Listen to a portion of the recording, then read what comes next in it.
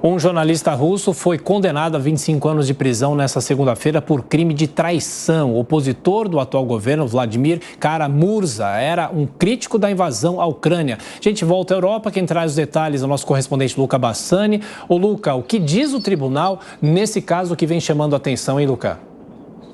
Bom dia, Thiago. Boa segunda-feira a todos que nos acompanham. Mais um opositor político e uma das vozes que falava contra o governo de Vladimir Putin foi colocado na prisão. Vladimir Kara-Murza já era uma importante figura da oposição política dentro e fora da Rússia, principalmente falando sobre as atrocidades cometidas pelo país durante essa guerra, que logo mais também completará 14 meses. Ele disse que era necessário que o mundo soubesse de tudo aquilo que estava sendo realizado pelo Kremlin e que não significava apenas um perigo para a Rússia, mas para o mundo de maneira geral, por conta do grande arsenal militar nuclear, melhor dizendo, que a Rússia possui. Ele foi condenado pelos tribunais pelo crime de alta traição e se tornou, na visão do governo, segundo o próprio tribunal, uma figura indesejável.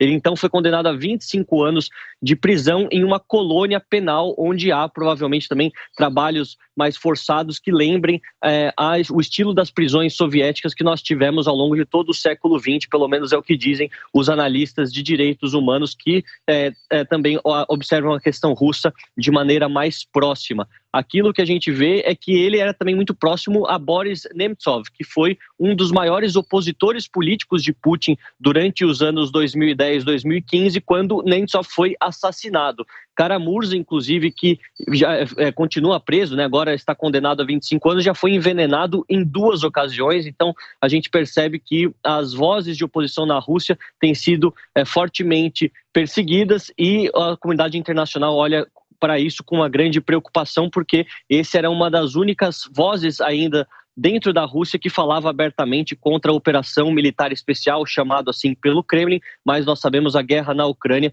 durante esses 14 meses, falando principalmente sobre os russos utilizarem a população civil como alvos em vários edifícios residenciais, exemplo que a gente tem visto na região do Donbass. A gente vai continuar acompanhando, vendo se isso terá repercussão também dentro do cenário de guerra, afinal, ele também expondo todos esses supostos crimes de guerra da Rússia, se tornou um aliado indireto da causa ucraniana. Luca, ainda os impactos da guerra, a União Europeia advertiu 2 países depois que eles decidiram barrar, por exemplo, a importação de grãos da Ucrânia. Essa decisão tem qual significado, qual motivo para essa decisão?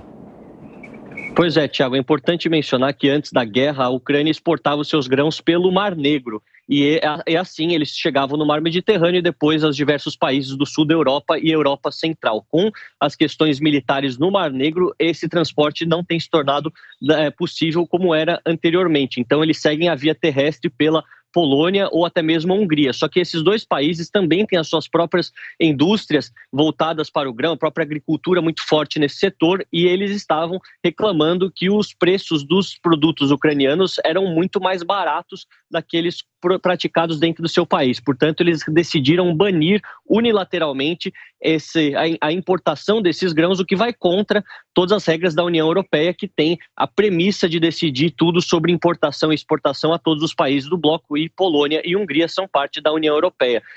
A Comissão Europeia disse que vai conversar de maneira mais próxima com os ministros da agricultura de cada um dos países e dizer que serão advertidos caso mantenham essa prática sem o consenso, sem a autorização de Bruxelas. Afinal, é uma questão que envolve todo o bloco. Estão tentando também achar uma solução para que os produtos ucranianos talvez atravessem apenas o território polonês e húngaro e não sejam então vendidos por lá, apenas passem por essa rota comercial. Então, são várias alternativas que se buscam para tentar também facilitar a vida dos ucranianos que, pela essa questão do Mar Negro, não conseguem praticar o seu comércio da maneira como sempre faziam.